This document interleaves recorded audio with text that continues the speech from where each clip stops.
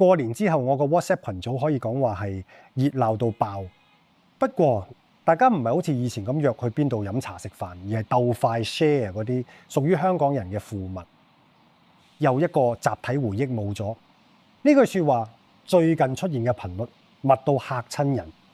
以前我哋睇新聞係睇恒指今日升咗幾多點，樓市又破咗咩新高紀錄。而家我哋睇新聞係專睇今日又有邊間陪伴我哋長大嘅老字號宣布江湖再見。大昌食品、嘉騰屋，甚至係樓下你幫襯咗30年嗰間茶記，靜雞雞話執就執，連一聲再見都來唔切講。大家仲記唔記得80、90年代我哋去飲茶係點樣呢？嗰陣時啲酒樓推住架點心車出嚟，阿姐大聲叫賣蝦餃、燒賣，搭台嘅就算唔識對方，都會好有默契咁幫手沖水斟茶。一家大細爭住攞張點心卡去吸印仔，蓋得越多印，代表荷包越腫脹，生活越富足。嗰陣時嘅茶樓係真係有人情味嘅。但係如果你早排經過屯門，望下明星海鮮酒家個舊址，你會見到一個好荒謬嘅現代廢墟。以前嗰度金碧輝煌、人聲鼎沸，而家變咗廢墟，只剩低生鏽嘅鐵閘同埋貼滿面嘅催租單。突然之間拉閘，最慘嘅永遠都係前線。伙計仲未出齊糧就即時失業，成班人企喺門口食住支煙，望住個天發呆等遣散費。嗰種彷徨真係灰到講都講唔出。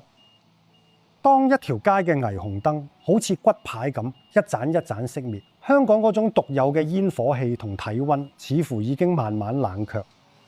呢啲唔單止係幾間食肆做唔住咁簡單，佢哋裝載住嘅係幾代香港人嘅安全感。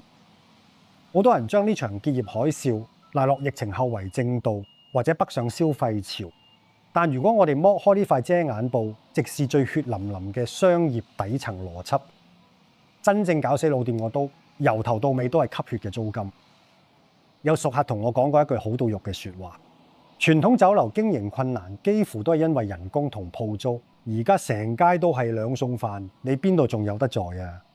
係啊，香港鋪租貴絕全球，高地價根本就係向全香港人收緊一種隱形嘅呼吸稅。我哋計條最簡單嘅數，你試諗下，你去茶餐廳叫個50蚊嘅常餐，夾起嗰塊牛扒，其實有25蚊係幫緊大業主供樓。一間鋪頭如果月租20萬，即係每個月要賣4000個常餐，先至啱啱夠填筆租金，仲未計人工、水電、煤。最乞人憎嘅係好多大商場仲要玩分成租金，即係抵租之外再抽你營業額。你生意唔好，佢白眼你；你生意好，佢就眼紅你。下份約即刻加租1倍，或者索性踢走你，換間連鎖金鋪入嚟。一間辛辛苦苦經營嘅老店，賣一隻鹽焗雞賺得幾多錢呢？可能賣10隻雞嘅微薄利潤都唔夠交1日嘅租金。喺呢場零和遊戲入面，老闆陷入咗一個極度痛苦嘅死循環。一邊係街坊鬧你加價係黑店，另一邊係業主狂加租寸步不讓。業主加租從來唔會同你講感情，喺佢哋眼中，老字號只不過係一部無情嘅提款機，壞咗咪換個部咯。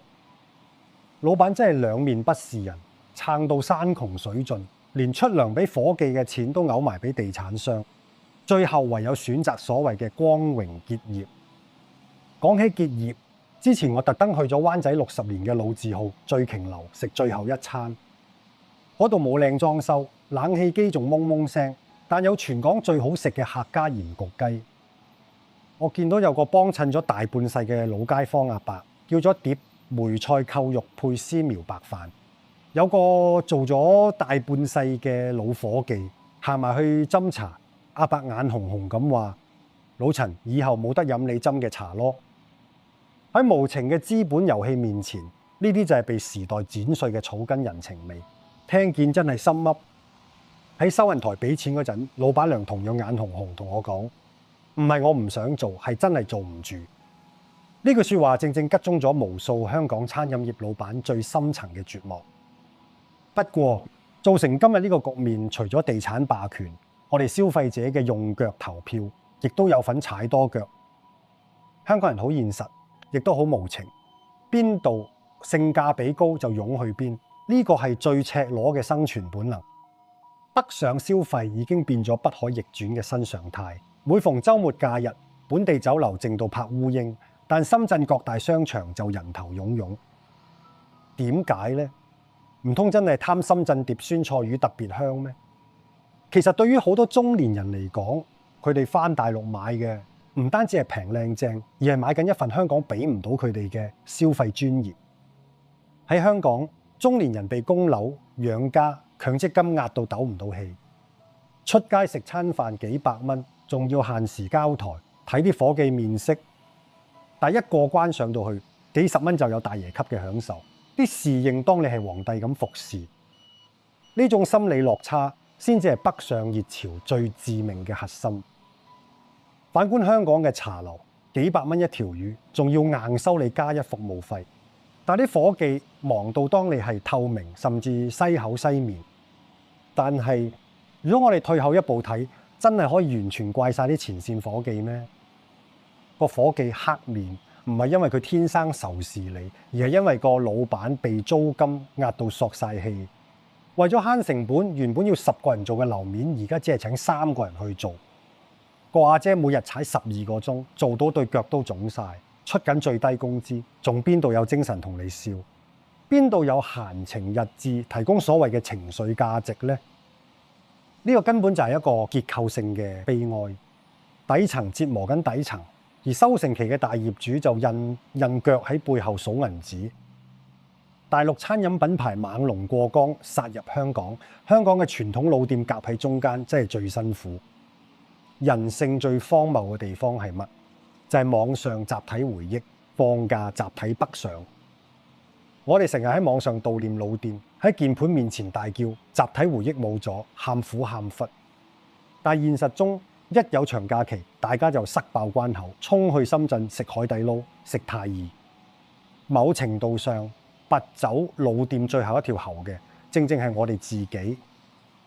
面對呢個困局，有啲所謂嘅專家走出嚟把脈，成日叫老店轉型、搞數碼化、做外賣 app， 講就天下無敵。大家試下合埋眼，幻想下個畫面。你叫一個喺廚房斬咗40年鹽焗雞，滿手都係肥油嘅老師傅，去鏡頭面前扭身扭勢、跳抖音舞、搞網紅、噱頭。又或者喺繁忙時間，水吧出面3、4部外賣機一齊響，啲單跌到滿地都係，門口幾個外賣仔係咁狂吹，個老細連部 iPad 啲英文掣都未識撳，你叫佢點搞呢？呢啲建議簡直係離地到上太空，根本唔現實。更何況年輕一代出街食飯要嘅係打卡，係精緻體驗，老派酒樓的確好難吸引到佢哋。但最核心嘅問題始終係，現實係租金先壓死人，利潤都俾業主吸乾吸淨，老闆連交電費都成問題，仲邊有成本同喘息嘅空間去談轉型咩？但係喺呢一片哀號同廢墟之中，我又睇到一絲微弱但堅韌嘅希望。傳統本身唔係死罪，唔肯變通或者被租金壓死先係死罪。大家記唔記得中環嗰間百年老字號蓮香樓呢？之前話執笠，全城嘆息。點知轉個頭有新團隊接手，唔單止重開，仲大膽到喺尖沙咀開24小時營業嘅分店，將傳統嘅點心推車同後生仔最中意嘅手搖飲品玩 crossover。有人話佢變質，但喺殘酷嘅生意世界入面，呢啲就叫做求生。幸好有啲老店仲肯搏，肯去嘗試進化成變種魚，喺窒息嘅環境中為自己爭取喘息空間。呢樣嘢證明咗傳統嘢其實仲有得救。香港之所以被稱為美食天堂，佢嘅靈魂從來都唔係靠嗰幾粒冷冰冰嘅米芝蓮星星撐起，靠嘅就係醉瓊樓、明星海鮮同埋你樓下嗰間茶記嗰陣獨有嘅煙火氣。係呢啲充滿汗水同人情味嘅味道，陪伴香港人渡過無數個高山低谷。如果個魚缸嘅水注定會被抽乾，我哋無法改變大環境。但至少喺今日，趁樓下間老店仲未貼出嗰張白色 A4 結業通知之前，行多2步去幫襯下啦。